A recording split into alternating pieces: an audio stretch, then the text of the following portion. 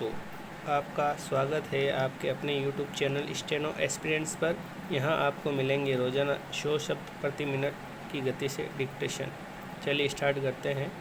1 2 3 start. शहरी क्षेत्रों में महिलाएं पढ़ी लिखी हैं, आत्मनिर्भर है, मगर फिर भी उनके पास अपने लिए 24 घंटे में 1 मिनट का भी समय नहीं है। मैं 15 वर्ष से लोगों को हास्य योग सिखा रही हूँ। हास्य शिविरों में लोग हंसते हंसते अपनी बीमारी पीड़ा सब भूल जाते हैं, लेकिन एक बात हमेशा चुभती कि परिवार ऑफिस की जिम्मेदारी निभाने वाली महिलाओं के पास खुद के लिए ही समय नहीं है। जिम्मेदारियों के बीच वे खुद को ही भुला रही है। पिछले दिनों कई महिलाएं मिलने आई। मैंने उनसे रोजाना केंद्र पर योग करने के लिए कहा तो उनका एक ही जवाब आया, समय नहीं है। ये बड़ा अजीब लगा। हमारे पास अपनी ही सेहत के लिए समय नहीं है। इनमें भी खास तौर पर जो महिलाएं शामिल थी, गृहिणियाँ थी।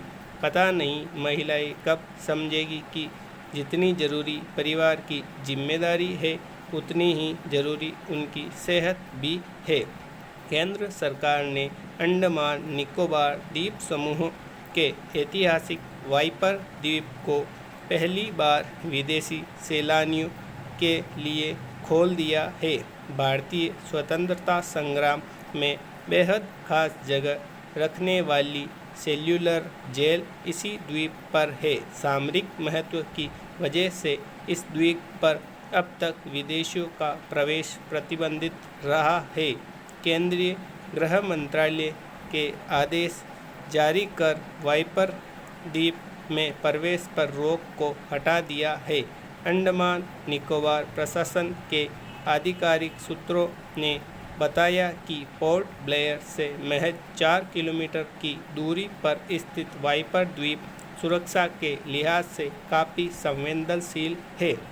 इस कारण यहाँ विदेशियों का आना प्रतिबंधित था। स्वतंत्रता आंदोलन में इस द्वीप का बहुत खास महत्व था। उस दौरान सबसे कठिन सज़ा पाने वाले भारतीय कैदियों को यहाँ रखा जाता था। जापानियों ने दूसरे विश्व युद्ध के समय अंग्रेज़ों से इस द्वीप को अपने कब्जे में ले लिया था। युद्ध के समय जापानियों की ओर से बनाए गए बंकर अब भी सुरक्षित है। पर्यटन को मिलेगी मदद। स्थानीय प्रशासन का मानना है कि इस फैसले से यहाँ के पर्यटन को काफ़ी मदद मिलेगी। गौरव के साथ आगे बढ़ रहा है राजस्थानी समाज। राज्यपाल बनवारी लाल पुरोहित ने राजस्थानी एसोसिएशन तमिलनाडु रजत के रविवार को वालाजा रोड स्थित कलेवानर अरंगम में आयोजित स्वर्ण जयंती समारोह में राजस्थान पत्रिका समूह के प्रधान संपादक गुलाब कोठारी को साहित्य एवं पत्रकारिता के लिए द लेजेंड ऑफ राजस्थान सम्मान से सम्मानित किया।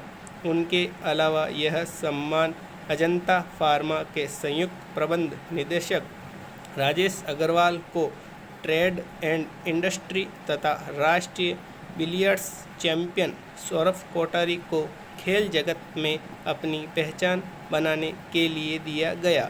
राज्यपाल ने समारोह का संबोधित करते हुए कहा, रजत ने ज़बरदस्त काम किया है। मैं प्रतिदिन राजस्थान पत्रिका पढ़ता हूँ, इस कारण से मुझे समाज की गतिविधियों की जानकारी है। राजस्थानी समाज तमिलनाडु में गौरव के साथ आगे बढ़ रहा है। इस समाज ने मेहनत और पुरुषार्थ के साथ अपना स्थान बनाया है। राजस्थानी समाज का गौरवशाली इतिहास है।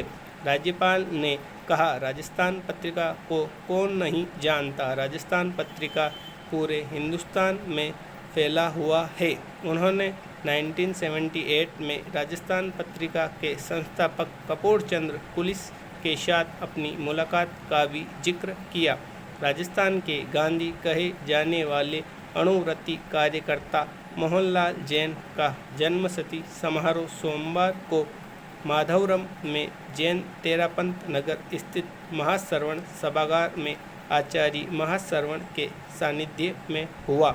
समारोह में संयुक्त राष्ट्र संघ से संबद्ध अंतर्राष्ट्रीय संस्थान अणुवत विश्व भारती एवं भागीरथी सेवा प्रन्यास के संयुक्त तत्वावधान में अणुवत विश्व भारती द्वारा प्रकाशित मोहनबाई स्मृति ग्रंथ कर्मयोगी की सृजन यात्रा का विमोचन राजस्थान पत्रिका समूह के प्रधान संपादक गुलाब कोठारी ने किया।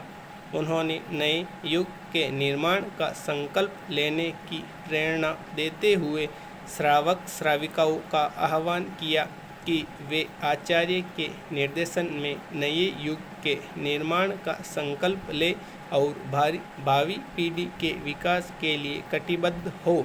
आचार्य महाश्रवण ने कोठारी से विमोचित ग्रंथ की पहली प्रति स्वीकार करते हुए कहा कि मोहनबाई के जीवन में प्रमथता के दर्शन होते हैं, इससे प्रेरणा ले। उन्होंने राजस्थान पत्रिका की सराहना करते हुए कहा कि यह वह हथियार है जिससे समाज की बुराइयों को समाप्त किया जा सकता है। आज पत्रिका देश के कई प्रांतों में पहुंच चुका है। कांग्रेस की सफ़ेद इमारत से 5 किलोमीटर दूरी पर स्थित दीनदयाल उपाध्याय मार्ग, लाल रंग के पत्थरों से बनी विशाल इमारत, यह नया पता है।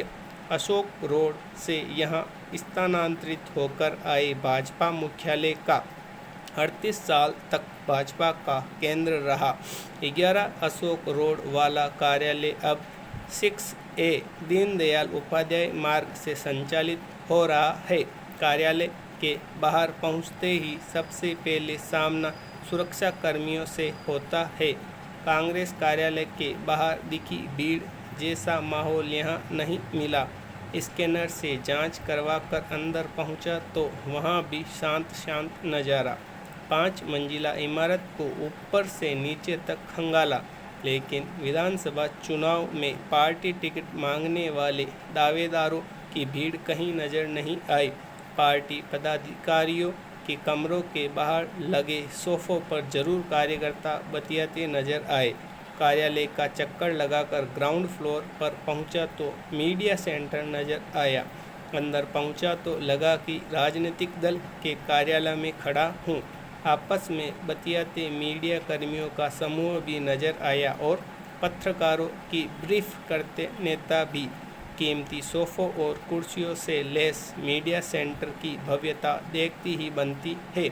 अशोक रोड स्थित भाजपा मुख्यालय भी जाना हुआ, लेकिन इस कार्यालय में आकर एहसास हुआ कि भाजपा वाकई तेज़ी से बदल रही है। हर गैलरी में आने जाने वालों पर नज़र रखते कैमरे, कौन कब किससे मिल रहा है, सारी जानकारी एक कार्यालय में केंद्रित रहती है। मीडिया सेंटर से निकलकर कैंटीन पहुंचा तो फिर कार्यकर्ता नजर आए। एक साथ 50 लोगों के बैठने की जगह कैंटीन हॉल खचाखच भरा था। बाहर से आए कार्यकर्ता 70 रुपये वाली थाली का स्वाद ले रहे थे। वहीं रायपुर से आए युवा मोर्चा कार्यकर्ता अंकित साहू से मुलाकात हुई। पूछा, क्या टिकट की दावेदारी जताने आए हो? जवाब मिला, किसी काम से दिल्ली आया था, सोचा पार्टी कार्यालय भी देख लूं।